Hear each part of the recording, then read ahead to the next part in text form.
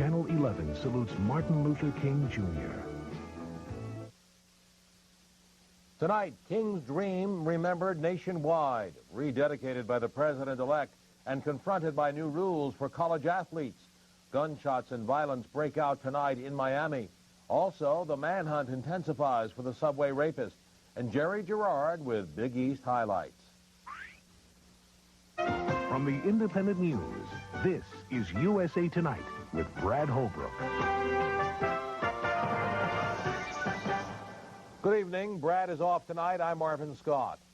He lived a hero's life. He dreamed a hero's dream. Those just a few of the words of praise heaped upon Martin Luther King as the nation paused to honor the slain civil rights leader. From Atlanta to California, there were parades, ceremonies, speeches, and symbolic acts that testified to King's legacy. His widow, Coretta Scott King, and Jesse Jackson led a procession through the streets of Atlanta. While at the Ebenezer Baptist Church, where King once shared the pulpit with his father, black and white political leaders joined King's family for the annual ecumenical service. Attorney General Richard Thornburgh spoke of King's mission of peace. Dr. Martin Luther King, Jr. walked the path of peace through a world besieged by ignorance and fear. Through his beliefs and his dreams, he set out to reach a promised land by setting an example of conscience for all Americans to follow. The Reverend Jesse Jackson, one of King's controversial lieutenants, used the occasion to criticize Ronald Reagan. Mr. Reagan has been consistent. He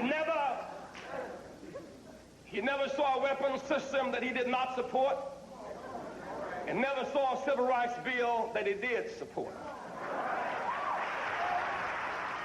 Throughout the day, voices echoed the fact that Dr. King, who would have turned 60 yesterday, left an indelible mark on this country. While it's not quite a utopia, most of the racial barriers have long been punctured, with many more opportunities now available for America's blacks. Barry Cunningham has this case in point. Black people in America can do whatever they want to do. Yes, there is racism, and yes, that is something we have to overcome. Arlene Ford is the perfect role model for these 7th graders in Harlem. She's a Harvard law graduate, 24 years old. She holds a high-paying job in a top corporate law firm in Manhattan. Her specialty, mergers and acquisitions. Don't let people go around telling you, no, you can't be the doctor, the lawyer, the architect, whatever, the teacher, the professor of science.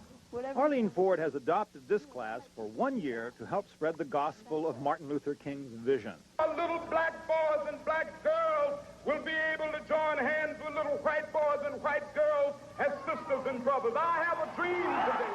The dream of racial harmony has come true in integrated schools across the land. But there are no white kids in the class Arlene Ford has adopted. Their teacher asked them to interpret this painting at the Schoenberg Center for Research in Black Culture. What do you think you see there? Can you see fear? Frightened? She was playing with the black kids, and that her father told her don't play with any black kids, and she's going to get in trouble, and she's dirty, and she might get in trouble for playing with the black children. Despite the racial barriers that these children see reflected in the painting, black opportunities are expanding. Is this a good time to be black? Yes, it is. There is a combination of growing job opportunities in certain kinds of work that require minimum of a college education. Arlene Ford agrees, up to a point. It is probably a good time to be black if you do have a college education. When you get into the firm, however, it is very difficult to move up to the top. For example, in the law firm that I'm working in, a very large law firm, there's only one black partner. But blacks are moving on up in public office. Before passage of the 1965 Voting Rights Act, the crown jewel of King's legacy, there were fewer than 500 black office holders in America. Today, there are more than 6,600 black elected officials, and 2/3 of them are in the South. 293 of them are black mayors. 1/3 of them in cities where whites are the majority. If Dr. King walked in the door right now, what good news would you have for him? Probably the thing that would have captured Martin's attention more than anything else was the nature and quality of the campaign conducted by Jesse Jackson.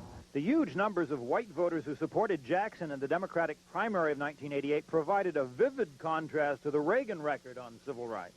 William Bradford Reynolds, Reagan's civil rights chief, has recently left the Justice Department, but George Bush is expected to adopt Reynolds' position that affirmative action quotas are immoral. And to the extent that you're talking about quotas or preferences based on race and gender, the Bush administration would find them as offensive as the Reagan administration or as Martin Luther King Jr., who was, of course, the one who told us all that the national dream is to judge people by the content of their character, not the color of their skin. Meanwhile, Arlene Ford will be back with her adopted class in Harlem, helping these youngsters improve the content of their character, but also understand the special problems they face because of the color of their skin.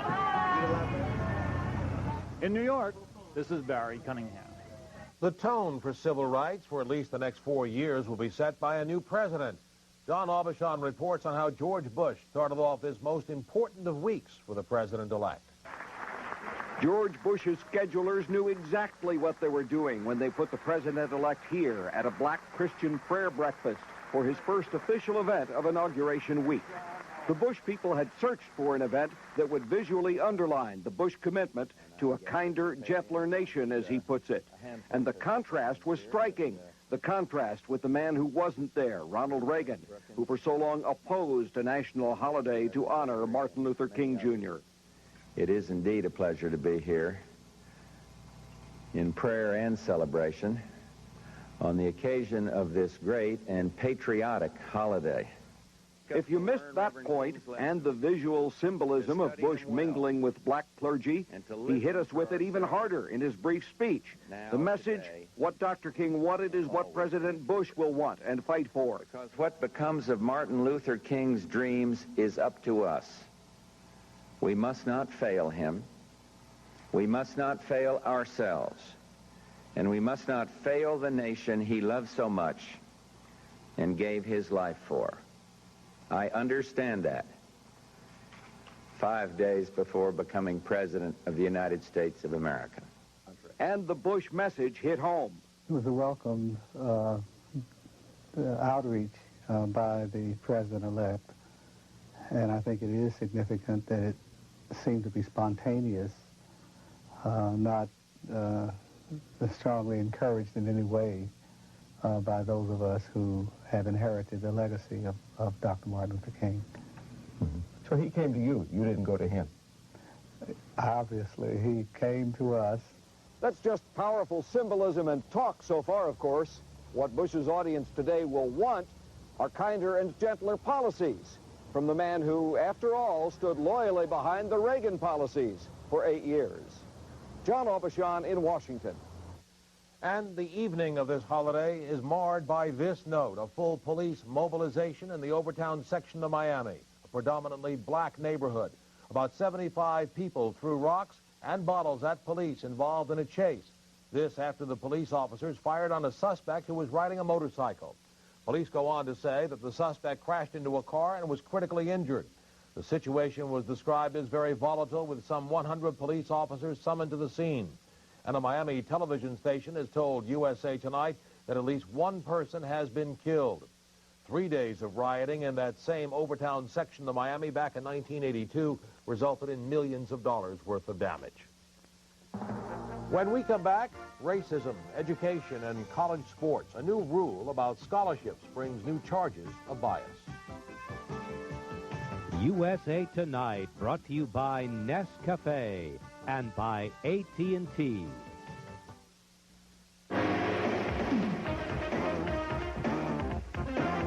There's no show like The Gong Show. Weekdays at 4:30 on Channel 11.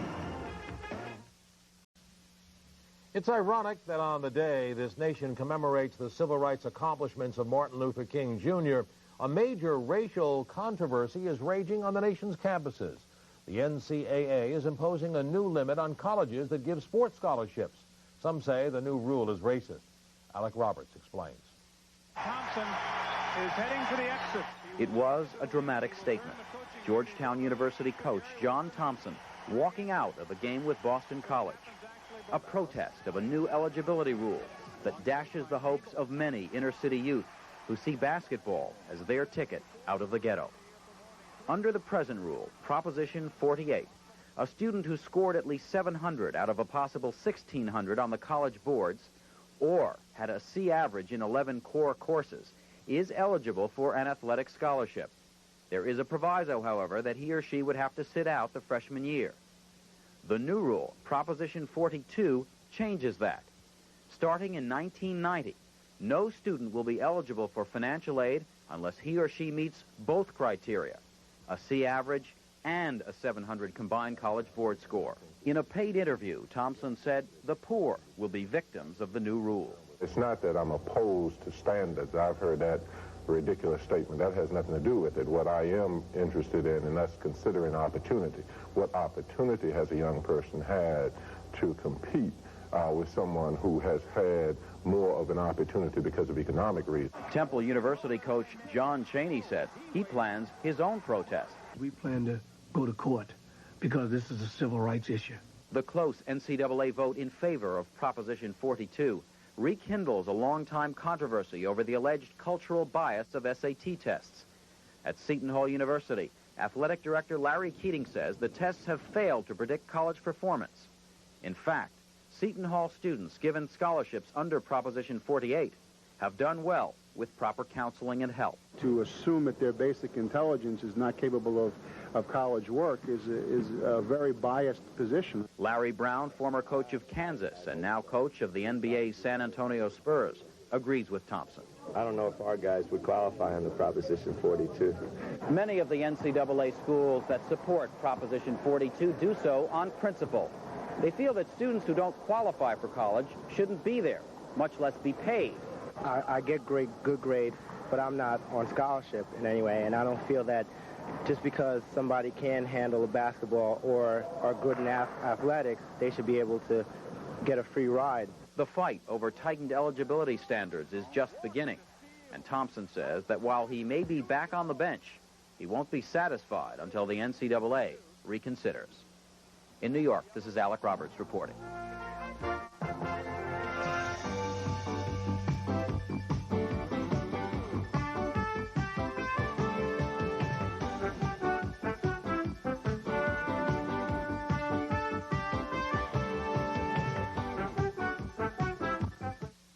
All they seem to know is that my son is missing. Jack Lemmon, his son. Sissy Spacek, her husband. Missing. What happened to my son? He knew too much. Seized in broad daylight. Oh, my God, that's him. An unforgettable thriller based on a true story. Do you think he's dead? Jack Lemmon, Sissy Spacek. I just want my boy back. Name of missing person. Charles Horman. Missing. Thursday at 8 on Channel 11. The Battle of the Sexes rages on with Sam and Diane. Cheers. Weeknights at 7 and 11 on Channel 11.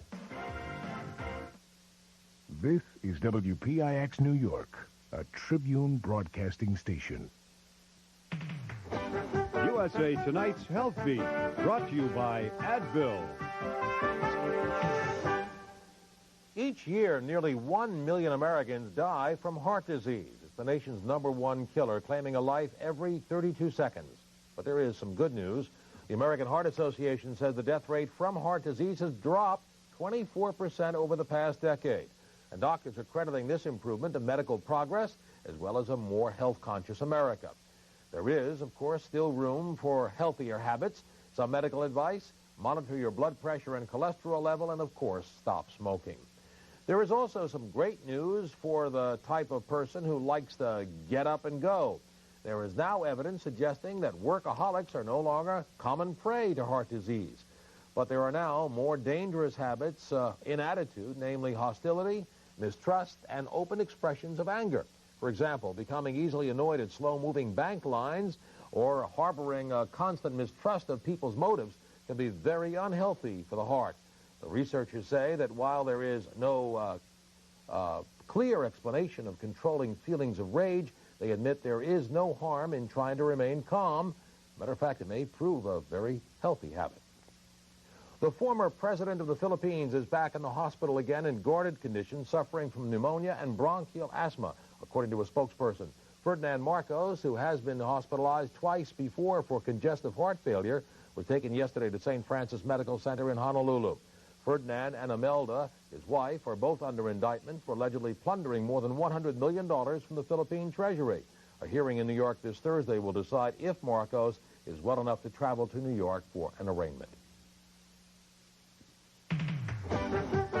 USA Tonight's Health Beat, brought to you by Advil. The manhunt is on now for the subway rapist police believe may be responsible for as many as 7 rapes on women in city subways. As Colleen Hunt reports, fear is rising among women who must ride the subways alone, and police have few leads. He stalks the black subway tunnels, a man suspected of up to 7 rapes and assaults in September. He strikes when a woman is alone on a subway car. He forces women off the cars, then drags them at gun or knife point through the maze of dark tunnels to the spot he selected for his attack. 6 of the 7 attacks have taken place on the L line in the Bushwick section of Brooklyn. 3 of them were completed rapes, 1 was an attempted rape, and 2 of them were carrying as unlawful imprisonment. The most recent attack came January 3rd at the Chambers Street station in Manhattan. He accosted a woman on a train, hit the emergency brake, then flipped a concealed switch to open the doors. He dragged his victim through a long series of catacombs before raping and sodomizing her. He appears to have extensive knowledge of the subway system. Transit police are considering whether he may be a current or former transit employee. The areas that he has taken them to have been in tunnels into little cul-de-sacs, little areas. One incident, he was also familiar with the operation of a train. He was able to activate the emergency doors with a switch, which is kept under the seats. He knew where it was. So the person who is doing it, we believe, does have some knowledge of the trains and the general area.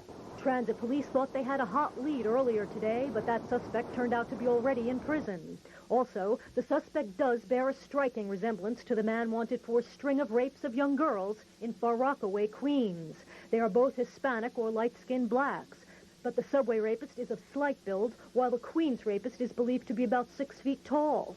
Today, transit police were handing out pamphlets on avoiding attack to terrified women. I'm petrified, as a matter of fact, because I'm coming from all the places that he is.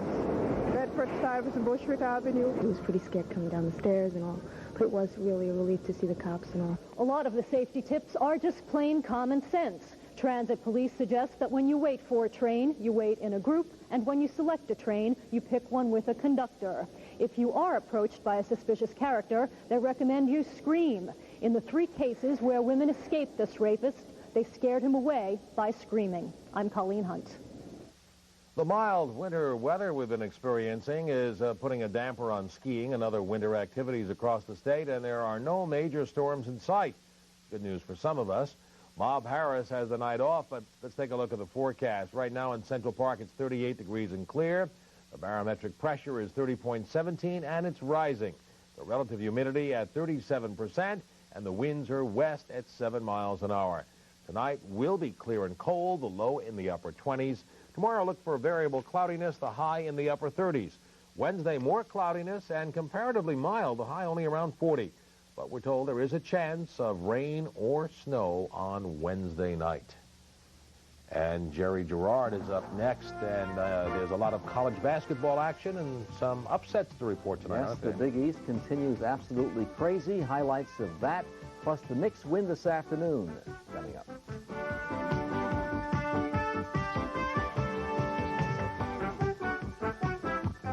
She's no ordinary woman. I'm putting right here and I'm putting right now. She's powerful, I started this, and I'm going to finish it.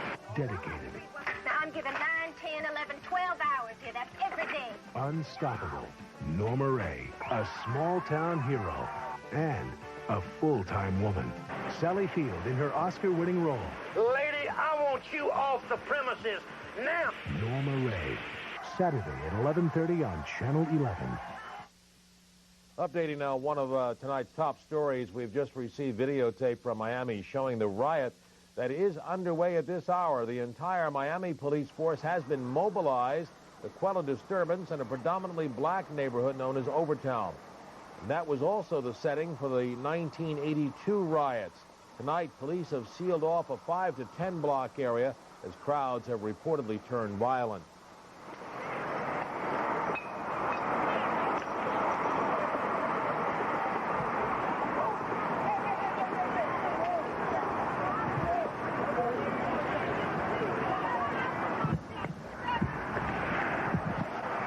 this unedited video in from Miami just a few minutes ago.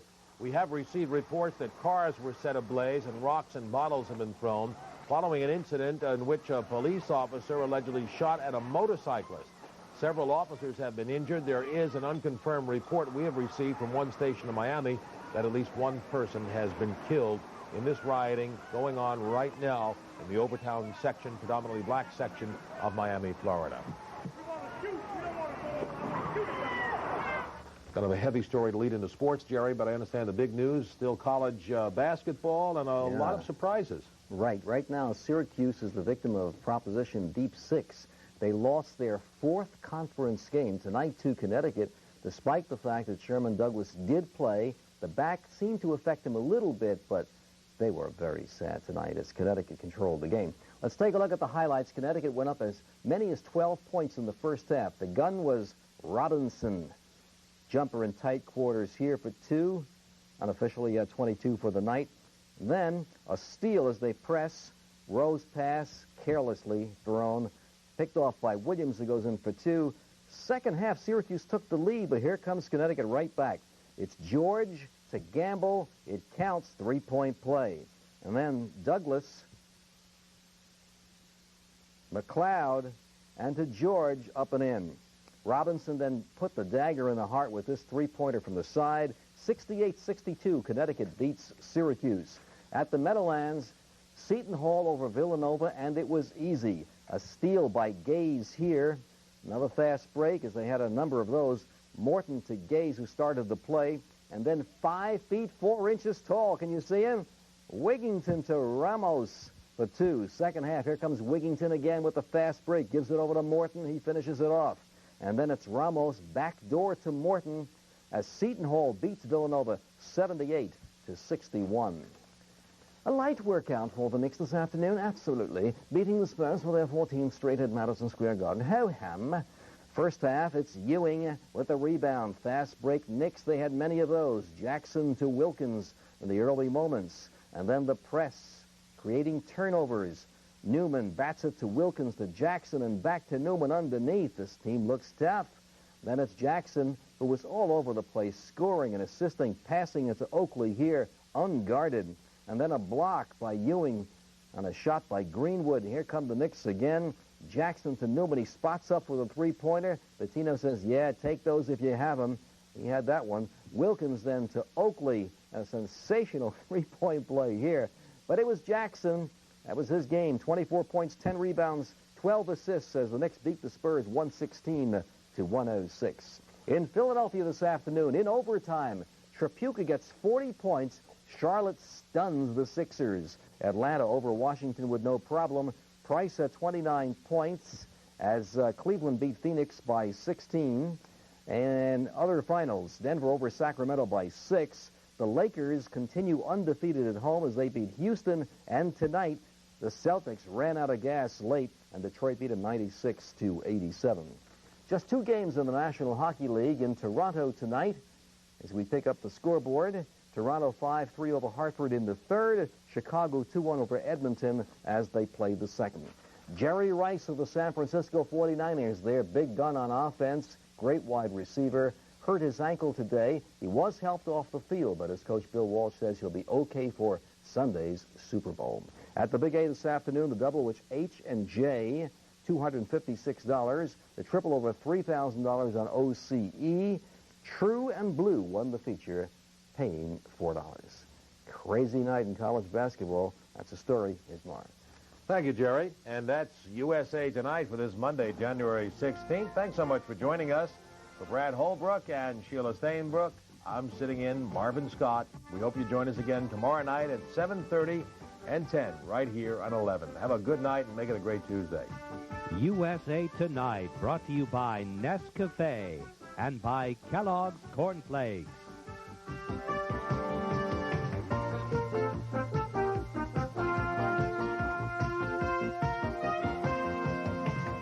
WPIX has news bureaus in New Jersey on the Rutherford campus of Fairleigh Dickinson University, 223 Montross Avenue, and on Long Island at 3000 Hempstead Turnpike, Levittown.